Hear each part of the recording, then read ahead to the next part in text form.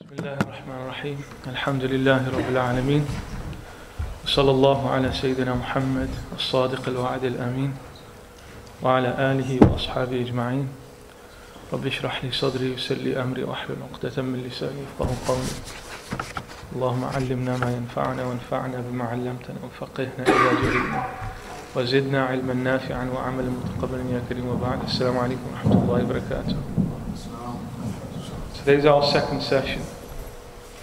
As we look at the 40 Hadith Imam Nawawi rahimahullah, these are Hadith that are central to our religion, and through these Hadith, through these blessed statements of the Messenger, peace and blessings be upon him, it allows us to increase in our understanding of our religion. It allows us to share knowledge. It allows us to get closer to Allah subhanahu wa ta'ala. So far we've been fortunate. So far we've been quite fortunate, inshallah. The fortune comes from Allah subhanahu wa ta'ala. Let's hope it carries on. Our first session last month was on the night of Eid. We were fortunate because that was a blessed night. Today is the second day of Muharram, which is likewise a blessed day. The days of Muharram are special days with Allah subhanahu wa ta'ala. So we're in fortunate times, in blessed times, where Allah subhanahu wa ta'ala sends down His blessings for those who believe in Him. So we're looking at these 40 Hadith Imam Nawawi. You have some handouts in front of you that you should have in front of you. These 40 Hadith, to recap for those who are not present here in our last session. These 40 Hadith were gathered together by the great Imam of Islam, the great Imam of Damascus, of Syria, Imam Sharaf ad-Din, Muhyiddin Imam Nawawi rahimahullah, one of the greatest people of Allah subhanahu wa ta'ala, who brought together 40 Hadith that capture the essence of this religion. Based upon the statement of the Prophet sallallahu alaihi wasallam, where he sallallahu alaihi wasallam said, "Man hafidha ala ummati 40 hadithan min amri diniha ba'athahu Allah ta'ala yawm al-qiyamati fi zumrat al-fuqaha wal-ulama." The Prophet sallallahu alaihi wasallam said, "Whoever preserves for my community 40 hadith relating to matters of their religion, Allah Most High will raise him on the Day of Judgment in the ranks of the jurists and the scholars. Whoever preserves for my ummah 40 hadith related to the religion, Allah subhanahu wa ta'ala will raise him in the rank of fuqaha, of ulama, shuhada, fuqaha." Different hadith mention different things. Those who keep for this ummah 40 hadith that will guide this ummah, the believers, they have a special rank and a special merit with Allah subhanahu wa ta'ala on the Day of Judgment. Many have done that in this religion. Many have done that. Many of the scholars of this religion have done that. From the very early days of Islam, from the very early days, from the 3rd generation onwards, there were scholars who came forward in acting upon this tradition, seeking the reward, seeking the special reward. They gathered together collections of 40 hadith for this ummah. But Imam Nawawi rahimahullah is unique. Imam Nawawi rahimahullah is unique in two ways. One is that the hadith that he stipulates that he's going to put together, the 40 hadith we're going to look at, each one of these hadith can be seen as an independent principle of religion, as a principle that underlies the religion. If we take, for example, and what gathered these hadith together is something that Allah subhanahu wa ta'ala uniquely gifted to our blessed Messenger Muhammad sallallahu alaihi wasallam, a quality known as Jawami' al-Kalim. The Prophet sallallahu alaihi wasallam was given a unique quality called Jawami' al-Kalim. Allah subhanahu wa ta'ala gifted him, the Prophet sallallahu alaihi wasallam, the ability to summarize in a few words that which took other prophets many words to express and utter. The Prophet sallallahu alaihi wasallam could say in 2 or 3 words something that other prophets couldn't do. Other prophets would have to say long speeches, long lectures and so on. And even now we find, although we're not comparing, you get a scholar now to stand up and speak, and he'll talk, and he'll carry on talking, and he'll go on for a long time. Maybe an hour, 2 hours. He can go on for a long time. That wasn't a messenger. The messenger didn't need to do that.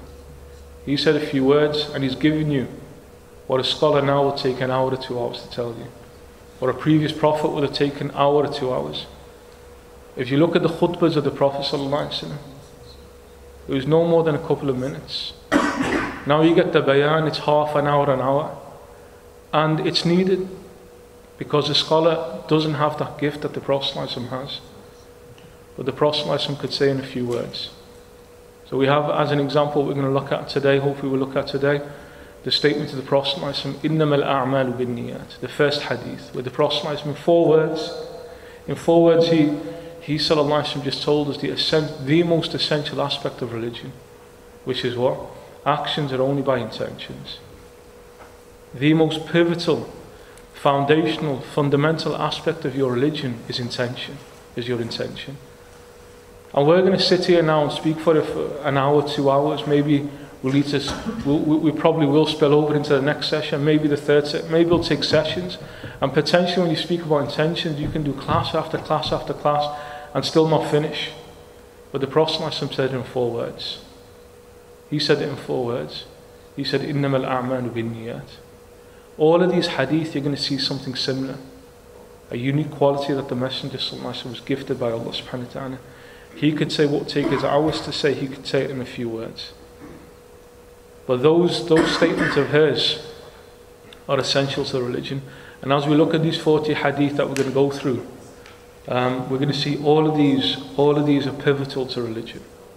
The second hadith, we're going to look at hadith of Jibreel alayhi salam. You could build your understanding of this religion just on that hadith. You do not need to move anywhere beyond that hadith. If you want to understand your religion in its entirety, the whole of Islam, you don't need to go beyond the second hadith. That brings together the whole of Islam. So that's the collection, or that's the hadith that we're going to go through. These types of hadith. 40. It's actually 40 hadith, but in reality it's 41. It's 41. Imam Nawawi rahimahullah gathered together 41. And there's a discussion about why he did that. But although it's called 40 hadith, it's actually 41 hadith that are there. We're going to look at the first hadith today. We look at an introduction. Last week we spoke about the great Imam Sharaf ad-Din Muhyiddin Imam Nawawi rahimahullah, a great wali of Allah subhanahu, great saintly person. He was a great theologian, a great Shafi'i jurist, a great man of spirituality, a guide for the people of this ummah. Now today we're going to move on to the hadith. Some ground rules that we have. Silence is not acceptable in this session. Silence is not acceptable. No. There has to be words that are shared from your side as well.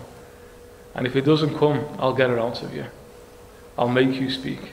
I'll put you on the spot. So if somebody has some questions, if they want to add something, share something, they're welcome to do so. Silence does not help. We're all here to learn. I'm here to learn. I'm here to learn. You're here to learn. The teacher needs to learn just as much as the student needs to learn. Nobody knows everything. وَفَوْقَ كُلِّ ذِي عِلْمٍ عَلِيمٍ. Allah subhanahu wa ta'ala said, above everybody who has knowledge is somebody who has more knowledge. There's no limit. There's no limit to where we can go in the religion of Allah subhanahu wa ta'ala. But, as we'll see today, the most important thing is intention. The most important thing is intention. We're not here to take away a bagload of knowledge. We're here to get closer to Allah subhanahu wa ta'ala. That's our intention. And questions is what opens up knowledge. Somebody remains silent, a dumb mute, even though he has questions in his mind that are moving around in his mind, will get nothing with Allah subhanahu wa ta'ala. Imam Mujahid, from the Tabi'een, the second generation, he said that there are 2 people who will not learn. لا ينال العلم المستحي والمستكبر. Two will not attain knowledge. 2 types of people won't get knowledge. One, the shy person. A person who's too shy to ask questions. Second, person who thinks he knows it all. The arrogant person. The shy person, the arrogant person, both of them will not gain any knowledge, and knowledge is the beginning of the path to Allah subhanahu wa ta'ala. So inshallah today there'll be questions, and if there's not, then the questions will come from me to you. So we hope that there's some communication both ways. Excuse me, brother, we can't hear you properly. Can you not? No, it's not really clear. What are you going to do? Does that make any difference? Yeah. Oh, it did. Okay, how's that going to work? I'll try this one. Actually, sorry, I'll just hold it. I'll hold it, it's fine. Okay. So you missed all of that then, right? The summary of that is that you have to ask questions, otherwise you'll get asked questions. We're going to the first hadith. We're going to the first hadith. We'll read the Arabic of it first because there's blessings in the words of the Messenger sallallahu alaihi wasallam. عن أمير المؤمنين أبي حفص عمر بن الخطاب رضي الله عنه قال سمعت رسول الله صلى الله عليه وآله وسلم يقول إنما الأعمال بالنيات وإنما لكل امرئ ما نوى فمن كانت هجرته إلى الله ورسوله فهجرته إلى الله ورسوله ومن كانت هجرته لدنيا يصيبها أو امرأة ينكحها فهجرته إلى ما هاجر إليه. رواه إمام المحدثين أبو عبد الله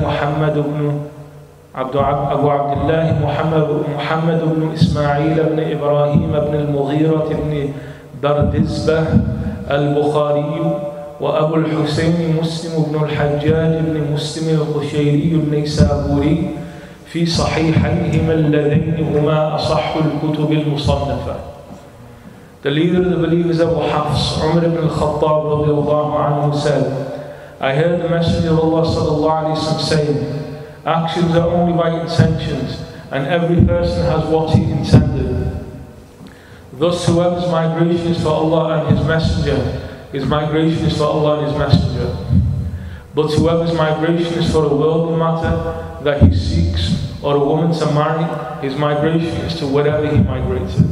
This was narrated by the two Imams of the Hadith scholars, Abu Abdullah Muhammad ibn Ismail ibn Ibrahim ibn al-Mughira ibn Bardizbah al-Bukhari and Abu al-Husayn Muhammad ibn al-Hajjaj ibn Muslim al-Qushayri and Naysaburi in their two authentic collections, which are the most authentic books written after the Quran. That's the Hadith. We should have mentioned first, before even mentioning that, we have adab with Hadith. There are certain etiquettes, just as you have etiquettes with the Quran, there are also certain etiquettes that must be had with Hadith. Like an etiquette which is an obligation with Quran is that you must be able to touch it. It's an obligation of the Quran. But likewise, there must be immense respect for the book of Allah subhanahu wa ta'ala. There must be immense respect for the Quran. Same with Hadith, maybe not to the same degree.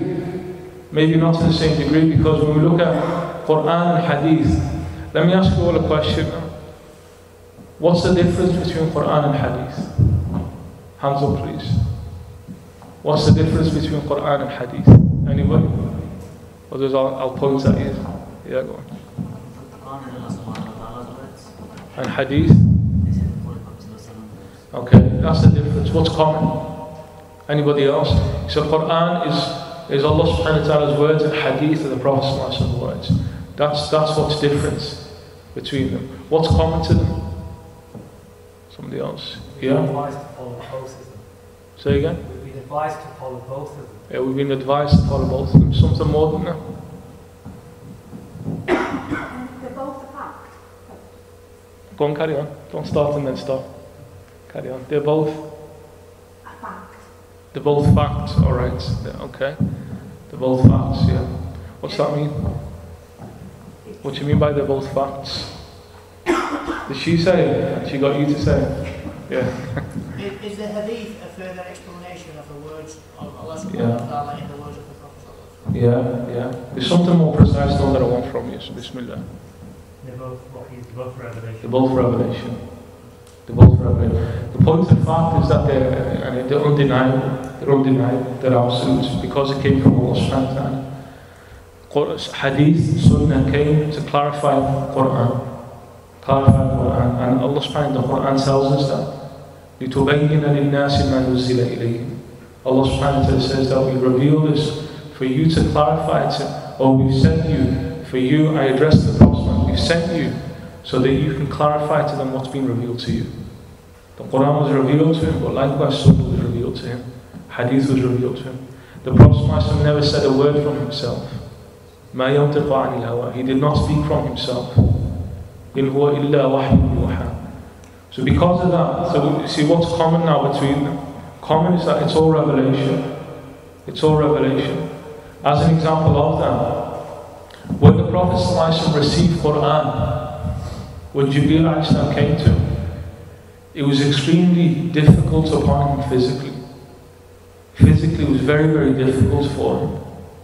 Because if you're going to meet an angel and human beings don't normally interact. Angels are from a different world to human beings. So when Jibreel now comes down with revelation, either Jibreel has got to become like a human being, or the Prophet has got to go out of his human nature and become like an angel. And both of them happened. There are times when Jibreel comes and appears as a human being, in the form of saying the Dihya al-Kalbi.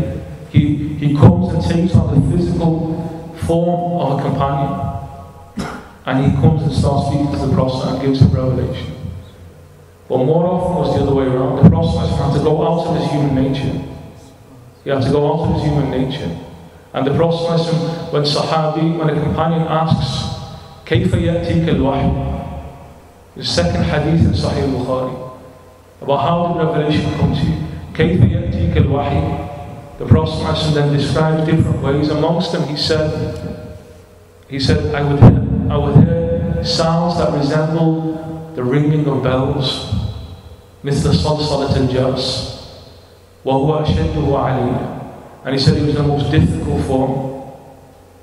Other narrations mentions that he was sweating, like sweat was pouring from his blessed body, even though it was winter, he was sweating. Other narrations mention he's riding his camel. Revelation comes through, the camel's flat on its back. It was physically very, very heavy and difficult for the messages of Christ.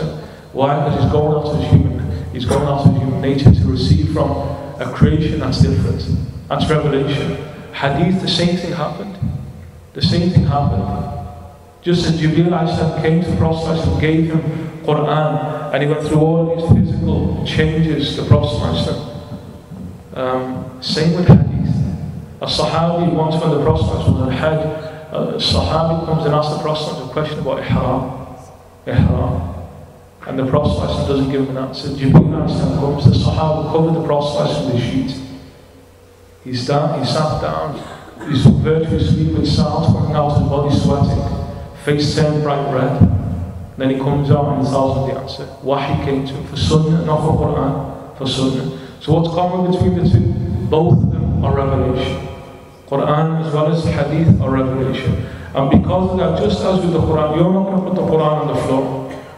You know not to have bad etiquette with the Quran. Something we don't do, which maybe we should start reintroducing this as a Sunnah. We don't stand for the Quran. We don't stand for the Quran. If somebody walks into the Quran, the adab is you stand. You stand. If somebody walks in with the Quran, holding the Quran, you should stand for them. If a righteous person came in, or a person of like your father, or a righteous and pious man, Salih, Wali, a known saint, or a scholar, the adab is to stand. So who's greater, the Quran or a human being? Whatever rank that human being is, the Quran is still greater. Just as you stand for people of prominence, and it's etiquette to do that, although it's not haram not to do it, it's etiquette to do it. The Quran you should have etiquette for as well, in the same way. But Hadith as well, we should have etiquette. We should have etiquette in how we deal with Hadith. It should not be something that's played around with. These are words of the Messenger ﷺ that came to him from Allah subhanahu wa ta'ala. As the brother mentioned here, the difference is that these words the Prophet ﷺ expressed himself, but Allah subhanahu wa ta'ala gave him the revelation. Allah subhanahu wa ta'ala gave him the revelation, and the Prophet ﷺ had liberty to express it how he felt was most suitable, but it came from Allah subhanahu wa ta'ala in the first place. So because, see these words we've just read there, إِنَّمَا الْأَعْمَالُ بِالنِّيَّاتِ. Like Imam Malik, rahimahullah, the great Imam of Medina, Imam of the Masjid of the Prophet ﷺ. 60 years he was Imam of the Masjid of the Prophet ﷺ, in the blessed generation. He said, when a hadith is read to you, the Prophet ﷺ is speaking to you. When a hadith is read to you, the Prophet ﷺ is speaking to you. Imam Ahmad ibn Hanbal, the great Imam of Sunnah, When his teacher was reciting to a hadith, he would stand up. He would stand up. Because this is the messenger speaking to you. This is the messenger. This is not my words. This is not any human being's words. These are the words of the messenger. And he did not speak from his own desire. So we should have the utmost respect. We should have the utmost respect for the words of the messenger, just as we have respect for the words of Allah subhanahu wa ta'ala. For the same reason, Imam Malik was one who was most renowned for his etiquettes with. Imam Malik was one who was most renowned. Imam Malik, one of the four great Imams of Sunnah, of the four orthodox schools. When he would go to teach Hadith, he would take a ghusl. He would take a ghusl. He would put on the best clothes that he had. Best clothes that he had. Spray himself with fragrance. Then he would sit and teach. Because he understood whose words they were. One time he sat there teaching, and his face starts changing, and they see pain on his face, carries on teaching. Then afterwards, they asked him what happened to him. He said, I was stung by a scorpion 16 times. But he said, I was not going to stop for the words of the messenger. I was stung by a scorpion 16 times. But he's not going to stop for the words of the messenger. So that's what we're honoured to do. We're looking at the words of the messenger. We're looking at the words of the messenger and appreciate what we're doing here. These are blessed words from the most blessed of the creation of Allah subhanahu wa ta'ala. That Allah subhanahu wa ta'ala has honoured us to allow to look at. And if we take anything, it's from the Bahr, it's from the ocean of the words of the messenger. So that's what we're looking at. Any questions? Anybody have anything to say? Or even any objections? You're welcome to object. Alhamdulillah. We first look at what we're going to do every session or every hadith that we take. Imam Nawawi rahimahullah, in this compilation of 40 hadith, a hadith is always made up of two things. So this is technical. Hadith is always made up of two things: sanad and matan. Every hadith is a chain of narrators that take you back to the Prophet sallallahu alaihi wasallam. So this hadith, for example, that we looked at is a hadith recorded by Imam al-Bukhari and Imam Muslim, the two great Imams of hadith. From them, they said, I heard this person, who heard that person, who heard that person, who heard that person, who heard the Prophet ﷺ say these words. That's a chain. Chain is a list of people. A list of people who can trace it back to the Prophet ﷺ.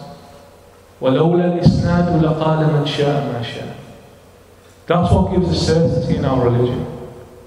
What gives us certainty as Muslims in our religion? It's that chain. Because if it wasn't for that chain, as Abdullah ibn Mubarak said, Abdullah ibn Mubarak, the Imam of the third generation, said, had it not been for the chain of transmission, anybody can say whatever they want. Anybody can, and unfortunately, people do that now all the time.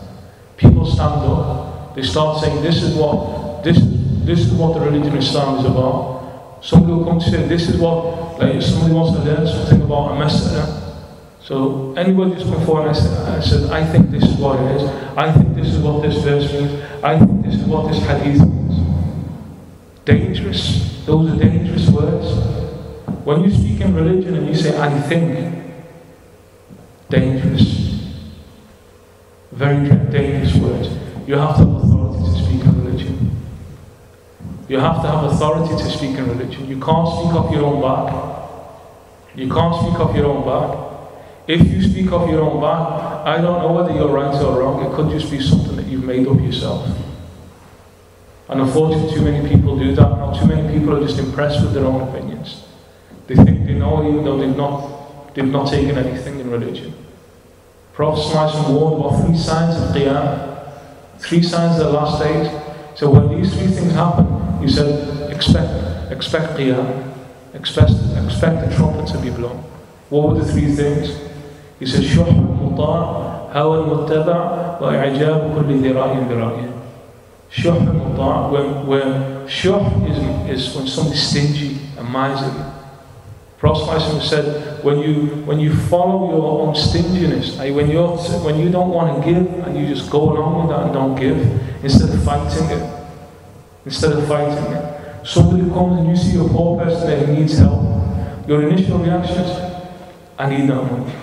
Instead of fighting that stinginess within you, you just go along with it. That's a sign of qiyamah.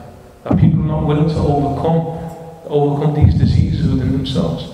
Second, how and whatever the Prophet said, when you see cravings and passions that are obeyed, any desire that you have, you just go and do it. You don't think to match it up with Allah subhanahu wa ta'ala, the Messenger. Anything that comes, any passion that you have, any cravings that you have, any desires that you want to fulfill, you just go and do it. Third, what the Prophet said, everybody's impressed with his own opinion. Everybody's impressed with his own opinion. Some brothers get together and have a discussion about a matter. He says, I think this, he says, I think that, and everybody's defending their own corner, defending their own arguments. Nobody's asking what Allah subhanahu wa ta'ala, the Messenger said. Nobody's asking what Allah subhanahu wa ta'ala, the Messenger said. I think this, I think that, I think that. Dangerous. Alarm bells should start sounding at that point. Islam is so fundamental to this religion. And being connected to authorities, people who studied and learned from reliable authorities, spend 10, 15, 20 years learning, say those people, their words can be listened to. So without that system of isnad, you have no reliability, there's no confidence in what you're receiving. But once you know that that person is taken from reliable sources, who's taken from reliable sources that trace their way all the way back to the Messenger, then you can be confident in what you're receiving. You should not take from anybody who just turns up, however impressive he looks, however impressive he may sound. In the Hadith in Sahih Muslim, the Prophet warned of what? He said, in the last days, he says, Shaitan will appear in the form of a scholar and will speak to people and people will take from him. The Iblis himself will appear. The devil himself will take on the form of a scholar. Why does he get away with it? Because there comes a point where nobody cares anymore. As long as it sounds impressive, as long as he looks the part, he's a source of authority. Nobody looks at where it comes from. Isnad is so fundamental in this religion. So in a hadith you have two things. You have sanad, the chain of transmission, and you have matan, the text itself, the words of the messenger itself. Imam Nawawi rahimahullah, for the sake of brevity, just to keep it simple, he doesn't mention the chain, he just mentions the sahabi. In this hadith we have Sayyidina Umar, he says, from Amir al-Mu'mineen Abu Hafs Umar ibn al-Khattab, who said, I heard the Messenger. All he mentions in the chain is Sayyidina Umar. And all the way through these 41 hadith, he only mentions the Sahabi, which is more than enough for us. But what we will do, inshallah, bi'idhnillahi ta'ala, with permission from you all, what we'll do is we'll look at each Sahabi. And we'll take something about these Sahabi before we look at the words of the Messenger. Because the Prophet ﷺ said about his companions, he said, my companions are like stars.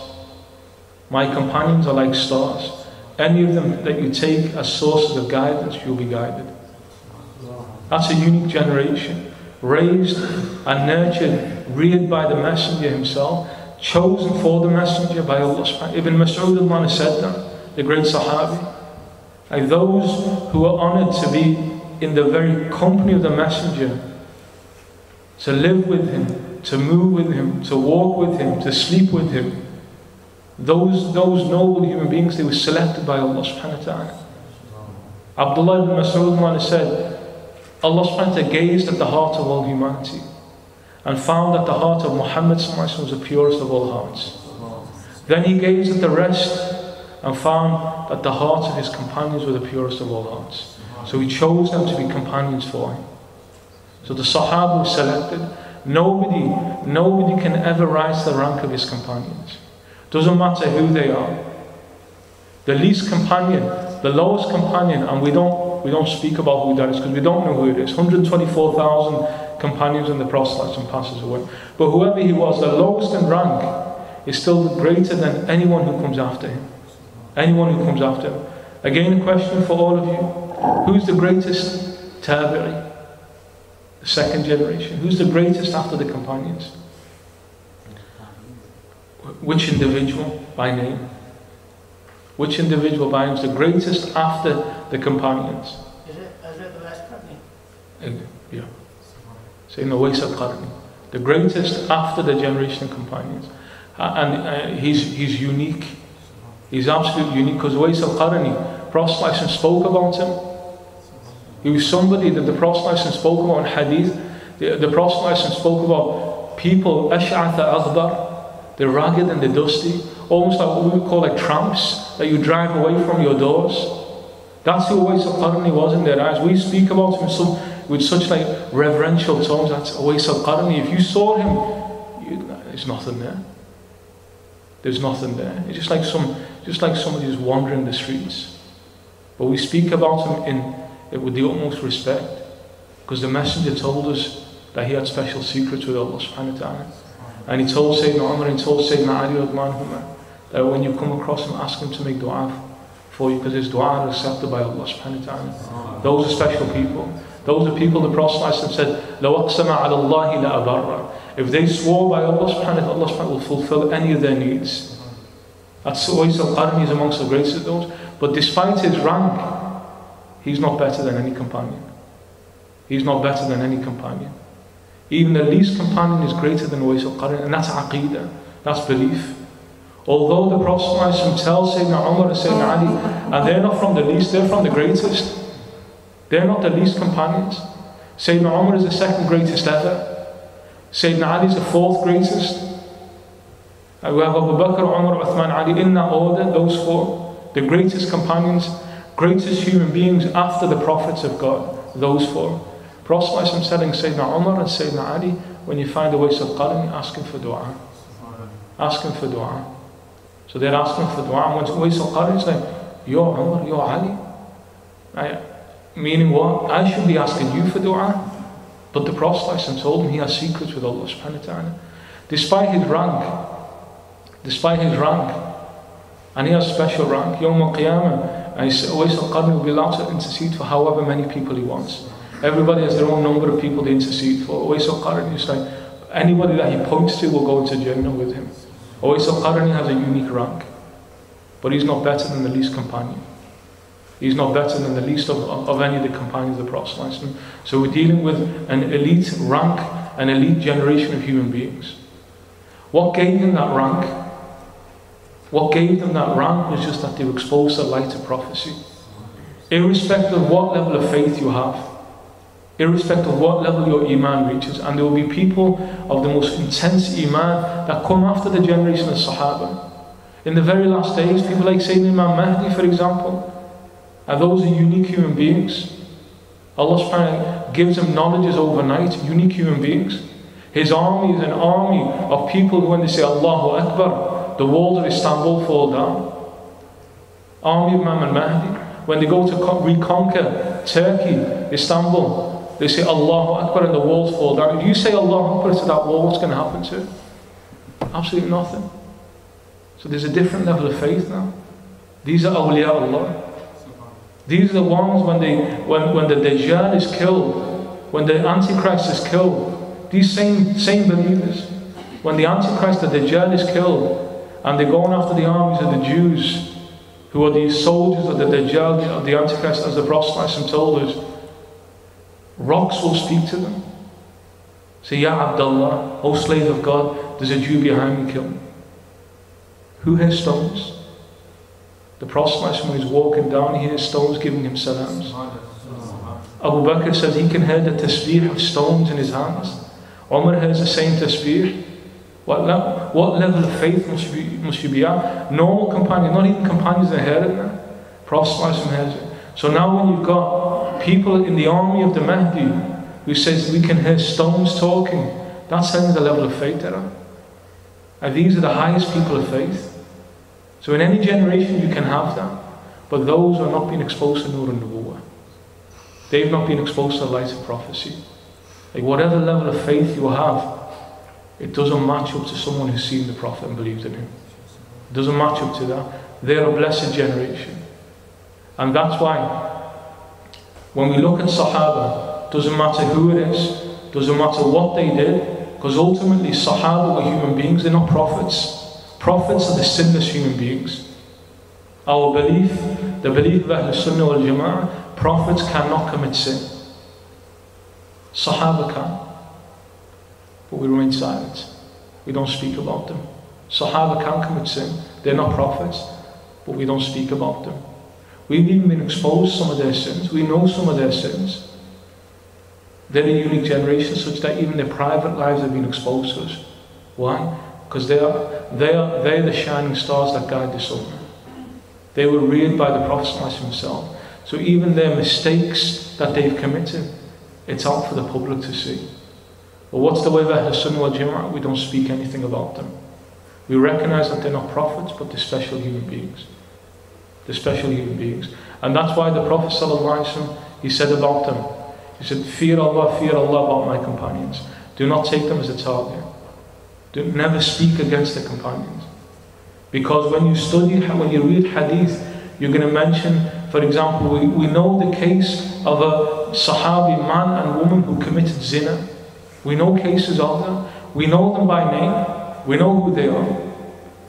We know cases of Sahabi who made mistakes.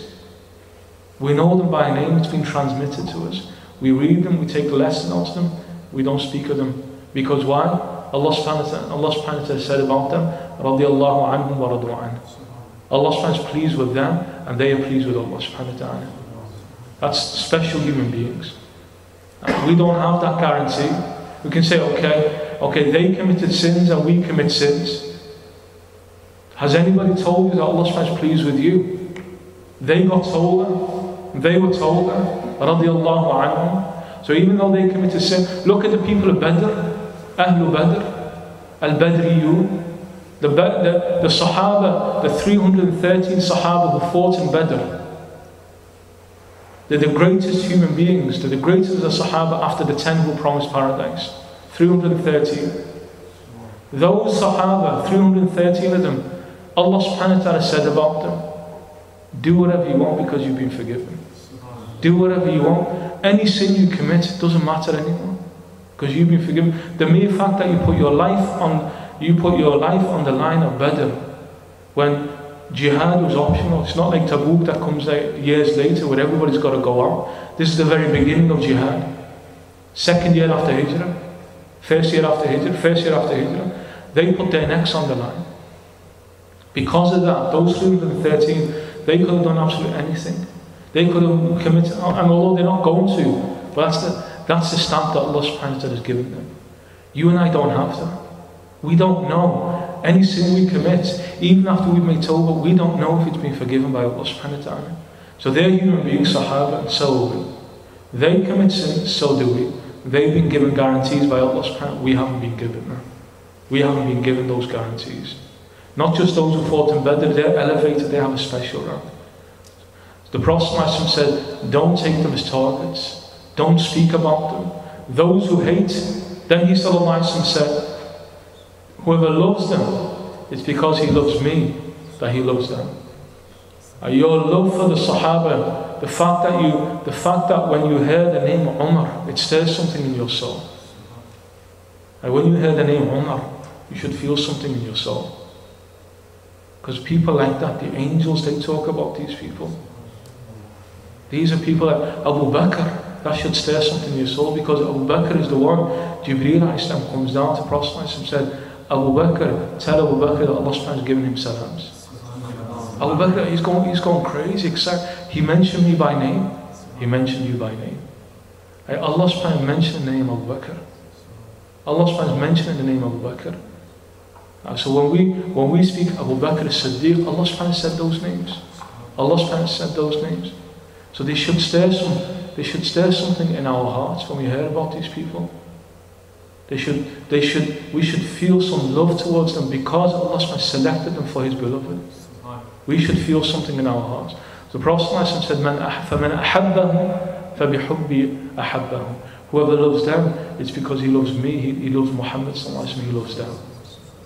وَمَنْ أَبْغَضَهُمْ فَبِبُغْضِي أَبْغَضَهُمْ. But whoever hates the companions, and there are groups of Muslims who have hatred, and it's part of their religion, it's hatred for the companions. So you hate the messenger. That's why you hate them. Anybody can slander the wife of the messenger. And what have you then said about her husband? And what type of wife does he then say? What type of wife is selected for him by Allah subhanahu wa ta'ala? If you're going to say she can do such acts and these type of vile things, what are you saying about the messenger? If you're saying the one who is the one who's like the right-hand man of the Prophet ﷺ, somebody like who ended up in a state of kufr. Abu Bakr and Umar, both of them, although the Prophet himself, he said, I have waziran, he said, I have 2 ministers in the heavens and I have 2 ministers on the earth. My 2 ministers in the heavens are Jibreel and Mikael. My 2 ministers on the earth are Abu Bakr and Umar. You're going to say they're kafir. I've got an issue now about whether you're a Muslim. I've got now an issue, question mark about whether you're Muslim. And it's not a question mark. If you're going to come out openly and say that, the one that Allah subhanahu wa ta'ala said, إِذْ يَقُولُ لِصَاحِبِهِ لَا تَحْزَنْ إِنَّ اللَّهَ مَعَنَا. Allah subhanahu wa ta'ala said about Abu Bakr as-Siddiq, when he sallallahu alayhi wa sallam said to his companion in Ghari Hira, he said to Ghari Thawr, he said to his companion on the Hijrah, لَا تَحْزَنْ, don't grieve, Allah subhanahu wa ta'ala is with us. Allah subhanahu wa ta'ala describes Abu Bakr as-Siddiq in the Quran as sahib. What type of sahib of companion becomes kafir? Unimaginable. So there's a question mark about you, not about them. So that's why the Prophet ﷺ said, whoever hates them, it's because they hate me that they hate them. Your hatred and the fact that there are people now who can curse Abu Bakr and Umar, you've got an issue about how you see the Prophet ﷺ. And what type of people? Every time you hear hadith, the Prophet was walking and Abu Bakr and Umar was with him. Prophet ﷺ went to that place, Abu Bakr and Umar was with him. Always you hear so many times, Abu Bakr and Umar was with him. They're the waziran, they're his 2 right-hand men. Every time you hear this constant hadith, Prophet ﷺ went to visit that person, Abu Bakr and Umar was with him. Like what type of right-hand man was he taking? If they're now going to, the moment the Prophet ﷺ leaves this earth, they just completely renege and abandon the way the message. That's completely unimaginable. It's as if Allah subhanahu wa ta'ala selected the worst of his ummah to accompany the best of humanity. Unimaginable, impossible. So the way we view Sahaba is a barometer of how we view the Prophet sallallahu alaihi wasallam. So we have reverence and respect for them, and we're going to speak about them. We're going to try to know them, know their lives, know the companions, because they're the ones who guide you to the Prophet sallallahu alaihi wasallam. Remember the Prophet sallallahu alaihi wasallam. One of the other reasons why it's so important to know about the companions, although ultimately they're all just, when we say the shining stars, who is the ultimate star? Or more than who's the sun?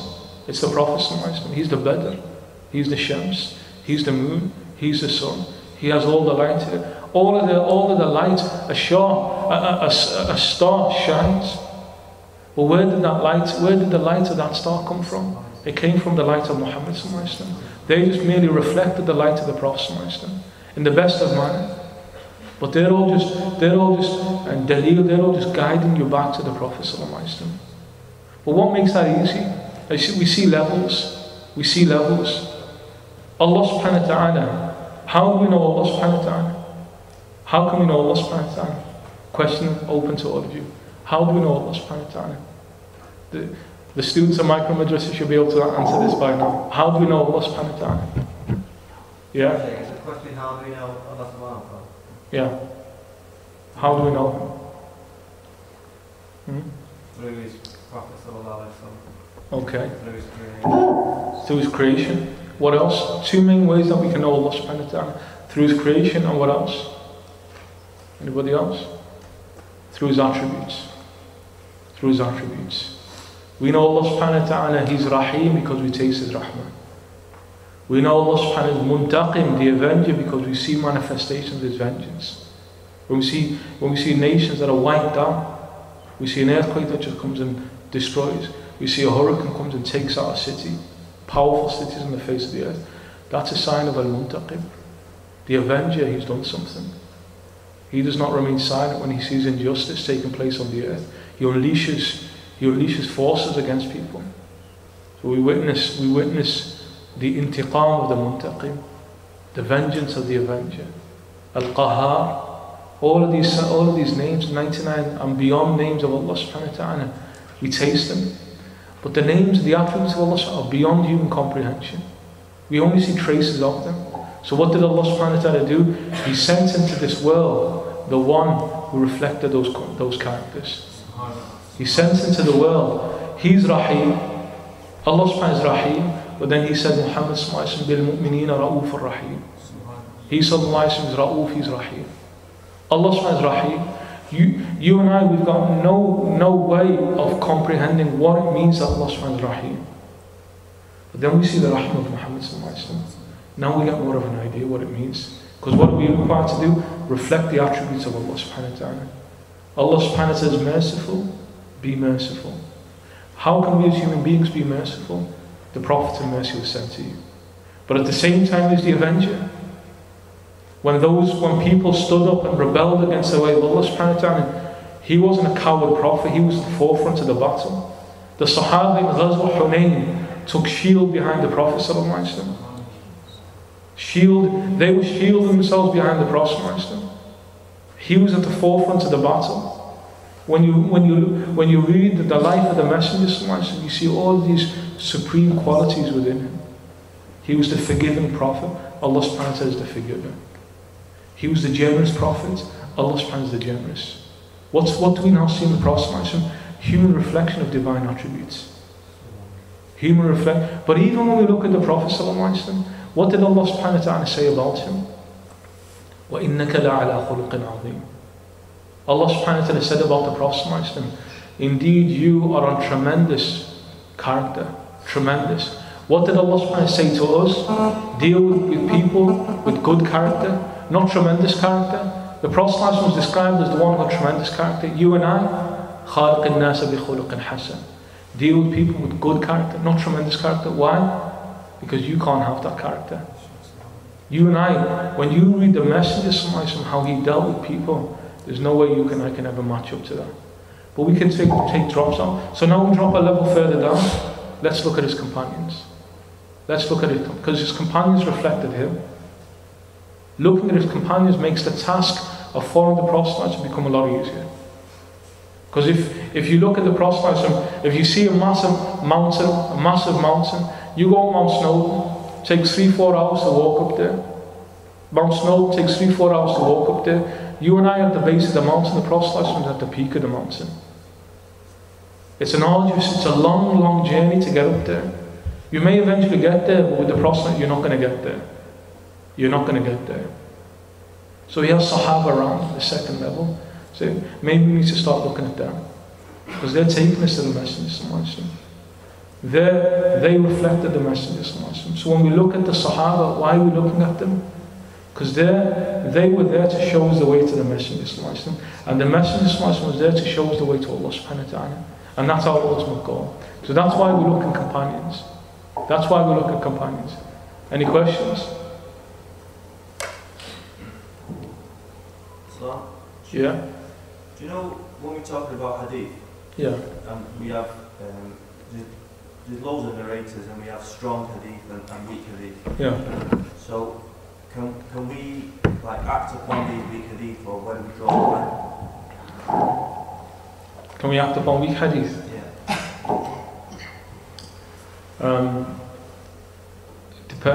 The answer is it depends. It depends. Well, how can we tell how reliable it is if we can't? Refer to the scholars of Hadith. There are people who train themselves. There are people who train in these sciences.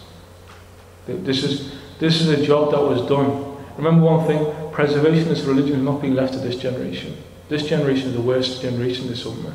We shouldn't start thinking now, I can go online now and get every single hadith that there is there. Just creates a massive confusion. If you start taking your knowledge without any guidance, you're going to come out completely confused.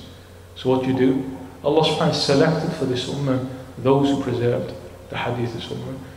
Over 1,000 years ago, muhaddithin, Allah subhanahu wa ta'ala sent forth people who searched the whole of the lands for any transmission that come from the Prophet. And they categorized it, they determined, they informed what's sound, what's weak, what's fabricated. All that work's been done over 1,000 years ago. Nothing left for the most ignorant generation of this ummah to have to deal with. All we need to do is just connect ourselves onto the Shaykh. So we have hadith, we have a vast number of hadith. Imam Bukhari memorized 1 million hadith. Imam Ahmad 900,000 hadith. Abu Dawud, for example, he mentioned that he memorized 500,000 hadith. After that, we know the sound ones are roughly 10,000 hadith are sound. After those, we know the hadith that are mutawatir, the highest level of authenticity that's reached a level of certainty, roughly about 150. All that work's been done. All we need to do is just, you want to know what sound hadith? Go and sit and study with the Sheikh of hadith. Go and sit, learn the science of hadith. It takes a while, but you do that, you'll learn that. Once it's been determined that that hadith is weak, then the question is, can we follow it? Can we act upon it? There's detail to that. First of all, Ibn Hajar al-Asqalani, who is considered Shaykh al-Islam in the science of hadith, one of the latest scholars of hadith, he said it can be acted upon in matters that relate to virtuous deeds, not legislation, not rules, but what's called fadail a'mal, virtuous acts, or qasas, or narrations about future events, the last days, or stories of prophets that went before. Details that don't relate to belief or to worship. So you can act upon it, provided, he said 3 conditions, and the most important condition that's mentioned is that it's not severely weak. Because even in weakness, there's grades within. There's grades within them. So it can be acted upon, as long as it's known what level of weakness it is within it. There's other factors, it's a whole science that has to be studied. There's other factors around it. I think asking that same question in a slightly different way is that most of us have been fortunate because we've been born Muslims. Right. So we haven't had to learn about our religion. So the way that we've been taught our religion has been that we've grown up. We've learned as to what parents have done, what people that we've respected within the community has done, the Imams that we may have been taught at different stages in our life, what they've done. And then you get to a stage where perhaps whatever you're doing in your professional living, you're successful, but then you want to learn about your deen. Okay. And just to start questioning some of those things that you've been taught as to whether they're truly Islamic or they're cultural, if you like. Yeah. So I understand completely what you say. If I read a hadith, how I interpret it will be very, very different from a scholar. But how do we actually make sense of the Quran? How do we make sense of the hadith so that we can actually recognize that what is a truthful message as opposed to innovation or things that we may have been doing that may have been wrong? The answer doesn't change. Simple answer. A person wants to learn more about their religion, the detail that you mentioned, has to sit down and start learning. Has to sit down at the feet or attend classes of learning with reliable sources, and then they're taken through it. Like, for example, you mentioned they're professional. How do you get to the point that you're able to be called a professional in any sphere of life? Because you went through a process of learning. And once you came out of that process of learning, now you're qualified now to be able to move in that. Without that, now somebody comes and says, I want to learn about hadith. Can I read up on it? Can I do this on that? I said, go and learn about it. Sit with somebody.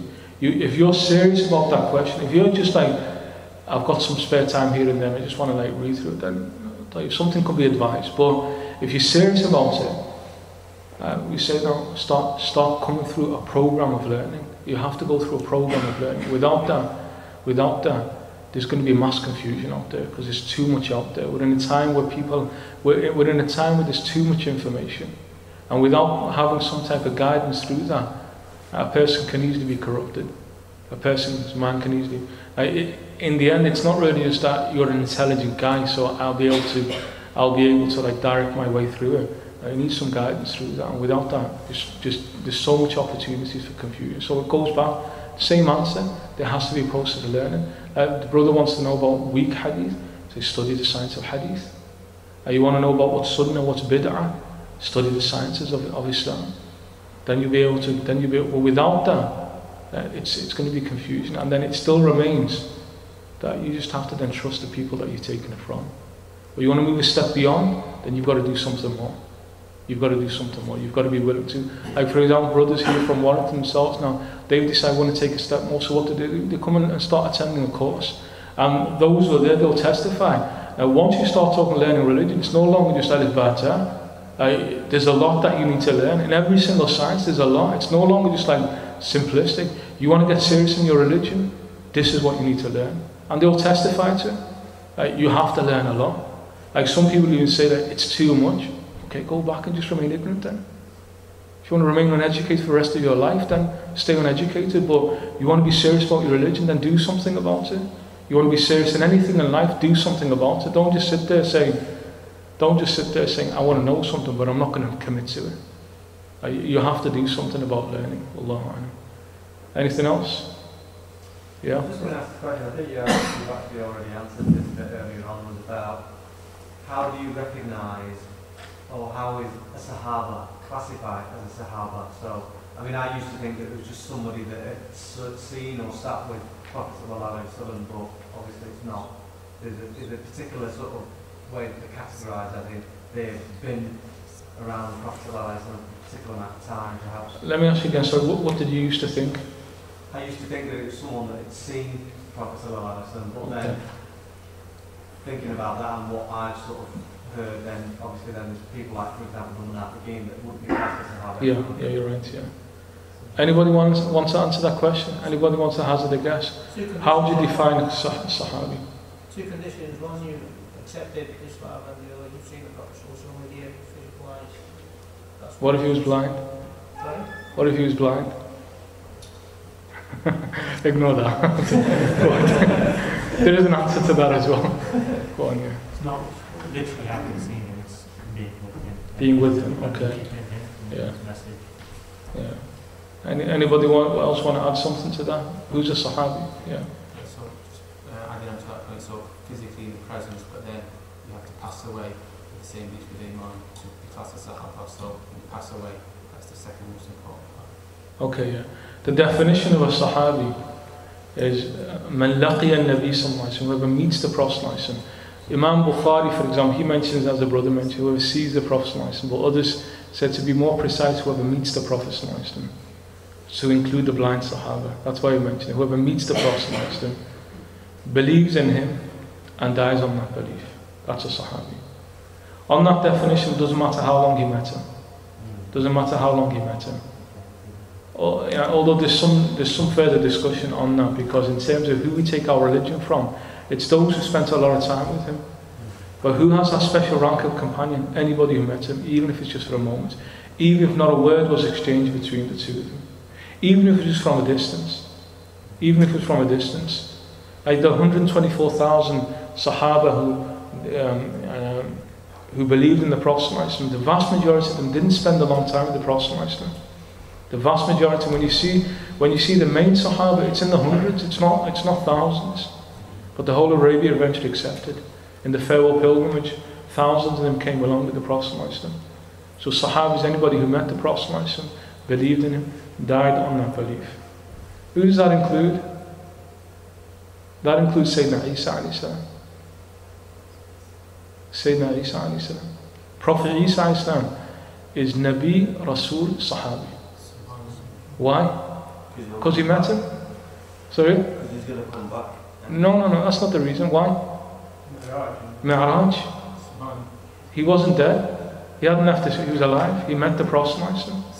He's Sahabi. Not because when he comes back, it's for the first time. No. That's why he said none of the other prophets are Sahaba. Why not? Because that was their souls. But Sayyidina Isa hadn't died from this world in the first instance. So Sayyidina Isa is also considered to be Sahabi. He's got it all for him. His companion, his messenger, his prophet. He's got a lot going for him, Sayyidina Isa. No. Any other questions? Yeah, can I just ask you about the books of Hadith? You know, we talked about the companions and the ranks of the companions. And we've got Shaykh, Muslim, Shaykh, Bukhari, Tirmidhi. Is there a rank amongst these? Oh yeah, there's a rank. As well? Oh yeah, there's a rank, yeah. Yeah.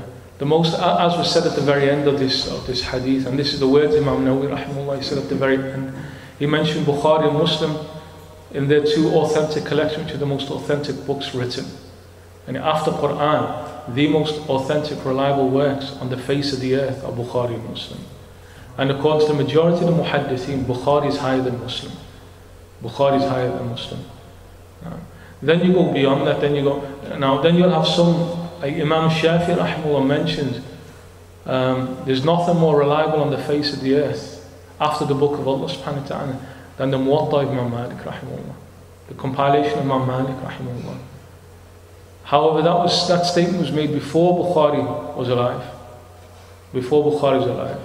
Then you have other compilations, like you mentioned, you have the six books of hadith, along with Bukhari, Muslim, you have Tirmidhi, you have Abu Dawood, you have Nasa'i, you have Ibn Majah, and then there's a lot more. There's many compilations of hadith. Ultimately, when they talk about, like you said about an order, Bukhari and Muslim are the absolutes. In the sense that if Bukhari or Muslim says that's authentic, there's no further discussion. There's no further discussion. Nobody ever after them came. And there were one or two of their time who debated one or two, but the debate was settled. Everything in Bukhari and Muslim is authentic. There's no room to discuss. So when the brother said, how do we know weak hadith, for example, what we can say, there's nothing weak in Bukhari and Muslim. After that, it's open to discussion. Although the discussion was had hundreds of years ago, it's not something now we say open to discussion, meaning I give you the Sunan about Abu Dawud, say what do you think about this? That's not open to discussion. That's like hundreds of years back, centuries back, it was already dealt with. In the time of Imam Nawawi, rahimahullah, he was like 7th, 8th century. There was a debate amongst them at that time, is it still open to categorize hadith or not? The Shaykh of Imam Nawawi, Ibn Salah, said, it's finished, the job's been done. That's over 600 years back. So when you say after Bukhari Muslim where there's no discussion, there was a discussion. And generally they're not going to say in Tirmidhi and then Nasa'i and Ibn Majah. So because after that, each one of them had sound hadith, but they also had hadith that were not sound. But the muhaddithina pointed that out. So like, as an example, Ibn Majah, for example, which is the 6th of the 6 books of hadith, has approximately 20 hadith that are forged, that are fabricated. Somebody now can't come and say, oh, there's forged hadith in there, I can't touch it now. Say, no, the ulama have already pointed out what they are, we don't need to worry. Work's been done. The work's been done a long time ago. So there is an order, Bukhari and Muslim. After that, then there is further discussion, but it needs an in-depth study of the sciences of hadith to have more of an understanding of that. Wallahu a'lam. Any further questions? Yeah. Brother, do you know, as Muslims, is it essential that we have to follow a madhab? We're talking about hadith now, aren't we? Yes. But then, yes. And when we say madhab, well, let's answer that. Let me ask the question. Let me ask the question for you. Right? You said you have to follow a madhab. Let's just rephrase the question. Do you have to follow? Full stop. Do you have to follow? Say yes. Do you have to follow one of the 4 orthodox schools?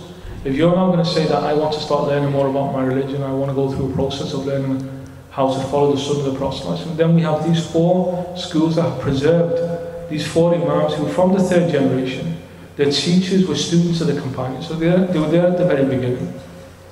They took their understandings from students of the companions. So very reliable, very reliable. So we have these 4 orthodox schools that have then been transmitted, and Allah subhanahu wa ta'ala kept those 4 intact. The many other Imams of those times, it's not intact, we don't have access to them. So if somebody wants to get serious in the study of religion, like for example now, if you came to me and asked me a question, I'm going to answer based upon my understanding, but I'm not going to restrict you to one of the 4 schools. I've learned one of the 4 schools and I teach one of the schools. The students who come and learn seriously, they're going to learn according to that school. But somebody comes now and says, like, can I pray this prayer or can I do that? So if you're not somebody who's like really studied your religion, then there's a lot of breadth and scope. But what's required of you? You still must follow someone. You can't follow yourself. You must follow somebody who's reliable. The danger is somebody's going to say, but I just want to follow Quran and Sunnah. Saying, whose understanding are you following? If you open Sahih Bukhari and say, okay, I see a hadith that says Raf' al-Yadayn. What about those hadith, raising your hands before ruku'? What about those other authentic hadith that mention the Prophet have never raised his hands before going to ruku'? Religion's not random like that. You can't just say, I've seen something there, so I'll just go with that.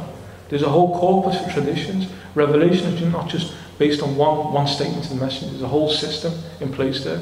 And again, those who studied when you're given that detail, you realise it's not just 1 or 2 points. There's so much detail on every single issue. There's so much that has to be taken. So when you say, are we required to follow a madhab? Say, everybody's got to follow someone. The statements of the ulama, they say, madhab al-ammi al-mufti.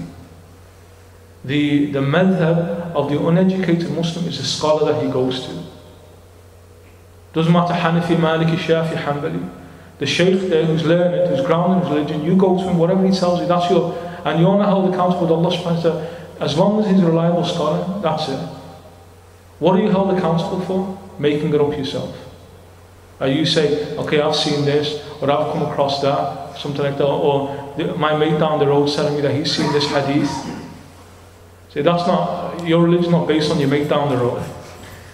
It's based on that scholar who's grounded in religion.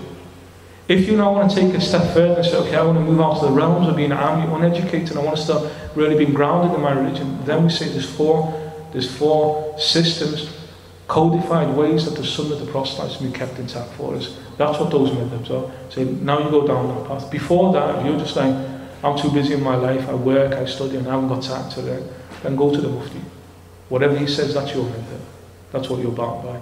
Wallah. So in the end, everybody has to follow madhab. But depending upon their level, it may be a scholar, it may be one of these four orthodox schools. Wallah. Yeah, brother. Brother, what about the kind of school of thought these days where people say they follow more than one madhab? How can you elaborate on that? I don't know what that is. It's more than one madhab. You know, like sometimes people choose, do you know, like, to suit their needs, they'll go to Shafi or they'll go to Hanafi. Do you have to stick with one, or can you? Not perhaps to suit their needs, but see, that was a dangerous statement. Once you said to suit your needs should not define what the religion of God is. But that becomes, I know what you're saying, but that highlights the point. It's like when somebody's moving between them, what's directing him? Because sometimes, although maybe you're not saying that, but there are some people who are saying that's just a bit easier for me. I'm travelling, I can join my prayers. Hanafi say you can't, but everybody else says it's just a lot easier for me, so I'll just join my prayers.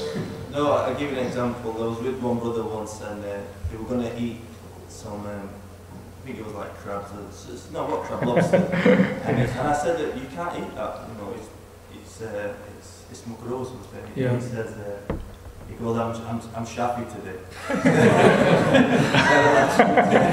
I think I've done that as well. When the food gets tasty in front of you, then you switch madhab. Yeah. So is that what you're talking about? Just switching between? It's dangerous. It's dangerous to do that, because the point is, what's pushing you to take the other opinion? If we backtrack from the question, what would the Prophet, peace be upon him, would have said about these madhabs? That's. I don't see that as a valid question. You know why? I don't see that as a valid question. The reason why is we say, did the Prophet tell us to follow madhab? Now Allah subhanahu the Quran and Sunnah told us to follow the Messenger. But what's the Sunnah of the Messenger? But what is that? What is that? How do we know what it is? The Prophet said different things at different times. What's been transmitted to us different things. Like somebody now says, I'll give this an example. Are you allowed to combine your prayer, join your prayers, do Jama'ah as a resident in Warrington? No. Hadith and Sahih Muslim says the Prophet did it. So what are you going to do now? Follow the Sunnah? Then you should combine. But nobody in the Sunnah ever combined. Until now there are people go around saying it's there. But now if somebody says, we follow the Sunnah, so why aren't you combining them? You're sat at, and I'm not telling you don't do it. Don't do it. Don't go away and say that you can combine now whilst you sat at home in Warrington. You can't do that. But it's there in the Hadith. So why aren't you acting upon the Sunnah? Why? Because there's now an understanding that gives you background to why the Prophet did that. So we can't just, again, and here, remember the statement of Sufyan ibn Uyayna, Imam of the Tabi'in, the third generation. He said, Hadith is a source of misguidance for other than scholars. It's a source of misguidance, not guidance. If you've got no tools to be able to deal with it, you'll get confused. So like something, because people are now pushing out, and there are people now saying this combined prayers as a residence. Imam Tirmidhi, who records the same hadith, in a compilation of over 5,000 hadiths, and in all of these said, every single hadith that I've compiled, somebody in this ummah has acted upon it, except for two. And guess which is one of those two? The one that people are putting out there now, combined as a residence. He said nobody in this ummah ever acted upon it. The question is, why didn't they act upon it if the Prophet said it? Why didn't they act upon it? Sahaba clearly had some understanding. The ulama said because he did it at the beginning, but then he stopped doing it and told them they're not allowed to do it. But it's recorded he did it, but then he stopped doing it. So somebody now comes and says that aren't we required to follow the Sunnah? So what is the Sunnah? The Imams came and they clarified what the Sunnah is. If you're just going to jump back and say, I'll go to Hadith and take Sunnah from that, you can end up confused. Yeah. Again, a question on the same sort of tone, day itself. For example, the days are getting very short. So if you're working during the day, all your namaz is going to be very, very close together. Yeah. So as from the Hanafi method, I wouldn't necessarily combine my prayers. You're talking about a traveller or residents? Well, then again, it's a definition. Is 30 miles away a traveller, or is 25 miles a traveller, okay. or is 35 miles a traveller, or 40 miles a traveller? But if you know that you've prayed Dhuhr, and you know that during Asr it's going to be very, very difficult for you to pray, so there's a choice that either you're going to make Qaza namaz when you get home, or you combine your prayers. Now, strictly speaking, perhaps your mother may not say that that is a valid thing to do, but in recent times, if I know that genuinely I will not be able to make a prayer rather than pray Qaza namaz, I've combined a namaz. So is that a right thing to do or a wrong thing to do? Because following of the Hanafi method, would strictly, my very basic understanding would be that would be outside. If somebody said that I take upon myself to follow one of the 4 Imams, because in truth the Sunnah is so vast that it can potentially cause confusion for me. So I'm going to hold to the opinion of one of the Imams. Then we said he should not combine and he should do qada. Because based upon the understanding of Abu Hanifa, combining can only take place in two instances. In Arafah and Muzdalifah, nowhere else. So based upon that, because Abu Hanifa looked at the ayah in the Quran, which says, إِنَّ الصَّلَاةَ كَانَتْ عَلَى الْمُؤْمِنِينَ كِتَابًا مَوْقُوتًا, that prayers are set at a prescribed time for the believers.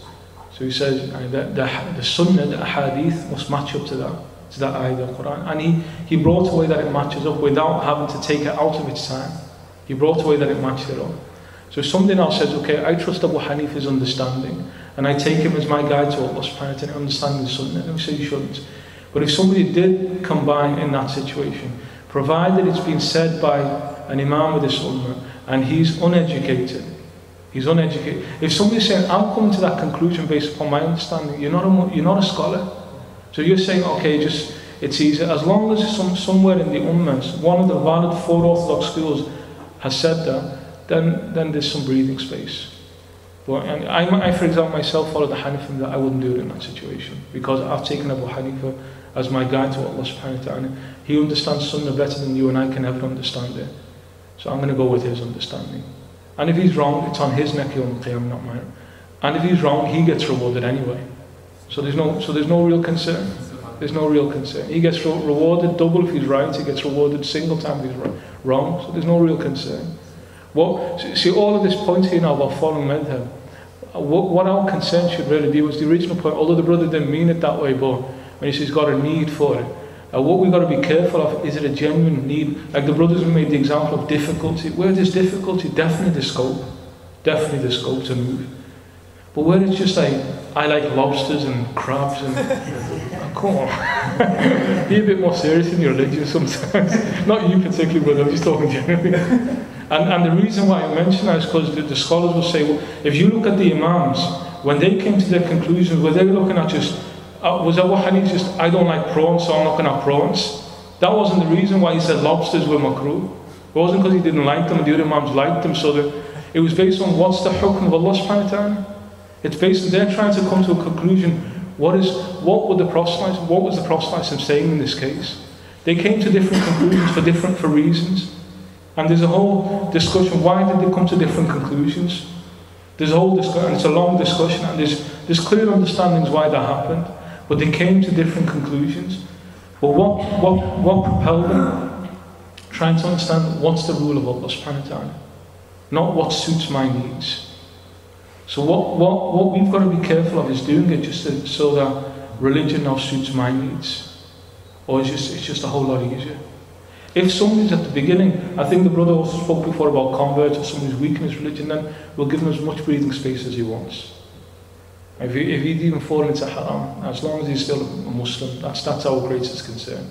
When the Bedouin comes into the mosque and urinates in the mosque, right? Somebody walks into the centre now, stands over there, drops his trousers and starts urinating. What are you going to do? You're probably going to do what the Sahaba were about to do to that bed. They were about to attack him. The Prophet told them to calm down. Told them to bring some water, bring a bucket of water, pour it over it, water cleans it up, and left it at that. And then the Prophet ﷺ told them, Bashiru wa la tunaffiru. He said, give them good news, don't drive them away, tell them about Jannah, tell them about Allah, tell them about the mercy of Allah. Don't make religion rigid and harsh for them. Proclaim to them good news. Don't drive them away. Don't keep on telling them about hellfire, hellfire, hellfire. You're going to be punished forever if you just breathe in the mosque. You're going to be punished forever. Yassiru wa la tu'assiru. The Prophet ﷺ said likewise, make things easy, don't make it difficult. Bedouins, somebody just become Muslim, somebody struggling with the basic elements of faith, make it as easy as possible for them. Give them as much breathing space as possible. But you're now like, I want to become strong in my religion, and you're still urinating in the mosque. That's not somebody strong in his religion. You're still saying that, I like lobsters, so I'm just going to eat some lobsters. That's not strong. Religion now just like, bring it under control. Bring your passions under control. That's a sign of qiyam. Somebody just follows his own cravings and desires. Like what's Sharia do? It disciplines your soul. It tries to refine and raise your soul. And so these madhabs are different ways of understanding that. So Allah, there's a long discussion about that. But the important thing that the ulama mentioned is to try and eliminate what they call hawa nafs, yourself out of the equation. I'm doing this because this is just easy for me. I'm doing this because this suits me. If there's genuine difficulty, this religion is not to make things difficult. This religion wasn't sent down to make things difficult. But where there's no difficulty, where there's some elements of struggle, then push yourself. Push yourself. Don't succumb to every single woman's desire. And if you now say, okay, I'll go with that method just because it just makes my life so much more easier. That indicates that there's still some weakness in your faith. Because you're trying to get to Allah based upon your passions, based upon your desires, not based upon what's the actual hukm of Allah subhanahu wa ta'ala, which is what pushed them. The Imams are pushed by what's the rule of God? No, this just suits me a lot more. So people have to be careful about that. In the end, there is scope, but a person needs to look at where is he within this discussion. Yeah. I was told that the method you should try to follow is the one where the person's found himself to be. So if you're living in the Western world, should you be following something that taught in the Middle East? Because their environmental factors are very different, and the people who went out were actually outside that immediate environment, and that's why there's more relaxations, because they were aware of the culture and the geographical situation. There's an element of that. There is definitely an element of that. When we speak about, I don't think that's a major factor though, because when we're talking about the four madhabs, that's a system that's been set down. That's been set down over 1,000 years ago. But when you look at the principles, it's broad enough such that it's not got to the point where it's rigid and you can't breathe anymore. But when you start talking about cultural factors, when you talk about combining prayer or not, or raising your hands or not, culture doesn't really come into that discussion. That's how to worship Allah subhanahu wa ta'ala. When you're talking about, like taking the example of fish, can you eat anything other than fish? Abu Hanif's not looking at culture. He's looking at what's the rule of God. But there are many issues which are culture based.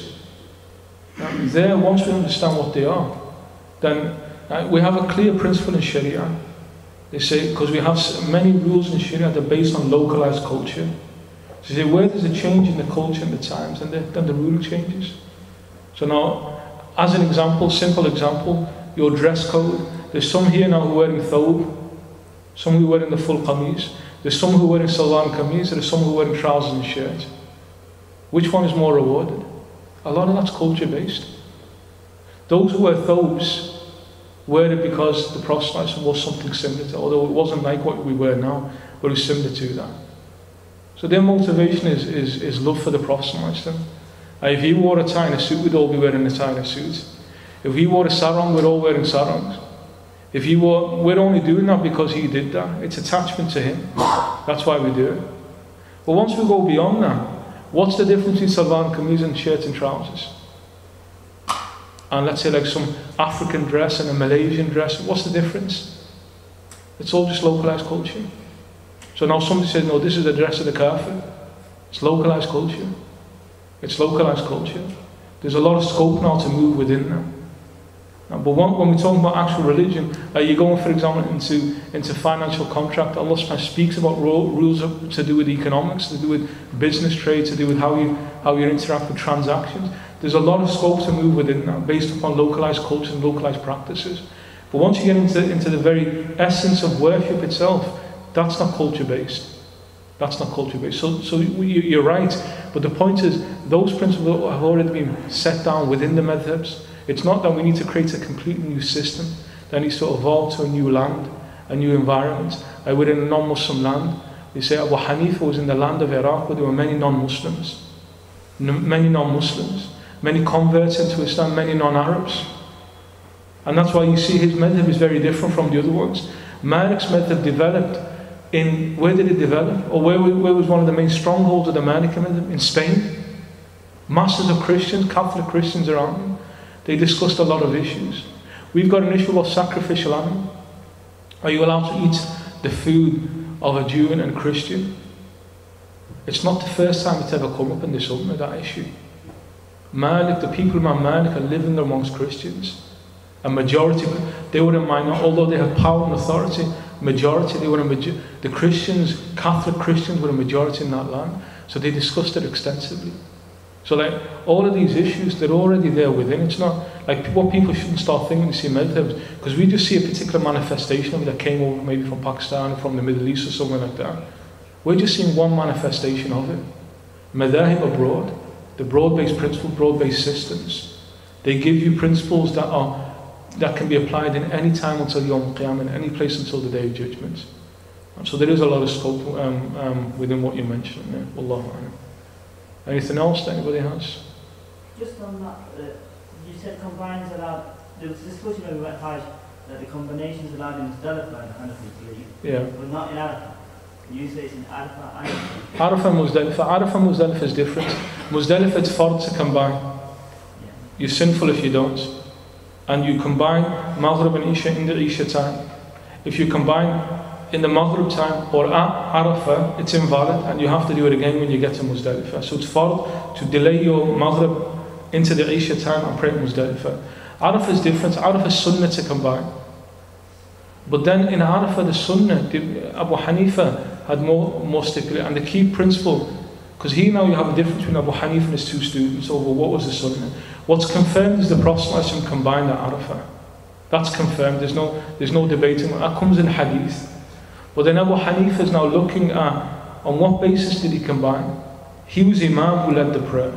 Sahaba prayed behind him. They did Dhuhr and Asr together in the Dhuhr time. That's undisputable. But then Abu Hanifa rahimahullah says the condition to combine in Arafah is that you have to pray behind the Imam. So if you're praying in your own tent by yourselves or even in Jama'ah, and the Imam is Imam of the Hajj, not just an Imam in your tent.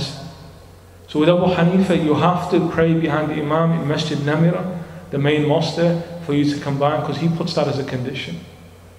And the reason why he does that is because he says the norm in the Sunnah, Quran and Sunnah, is prayers are within their times. In order for it to move out its time, there's got to be a particular reason. And here the reason is the Prophet praying Jama'ah in that mosque, and we can only do it in that situation. So that's how Abu Hanifa looks at it. His two students, Abu Yusuf and Muhammad, they looked at the wisdom. Why did the Prophet combine that? He said, what's the point of Hajj? The whole of Hajj is Arafah. What's the point of Arafah? Dua. So he said the wisdom behind why the Prophet combined is to pray Dhuhr and Asr at the very beginning time. So the rest of the time, they just occupy. They don't need to think now, I've got to pray Asr, it's been done. The rest now, the 5-6 hours you go, dua, all that time. He said that applies to everybody there, not just if there's an Imam. So they looked at it from a different perspective. And the other Imams looked at it from, they said it wasn't the basis that it was an Imam or the Jama'ah, it's the basis that get the prayer done so the rest of the time is on dua. But Abu Hanifa looked at it from that perspective. So those who follow Abu Hanifa, literally his method is you can only combine it if you pray behind the Imam in the mosque. But the scope there. Those who did combine in their own sense, it's valid to do that based on the other opinions.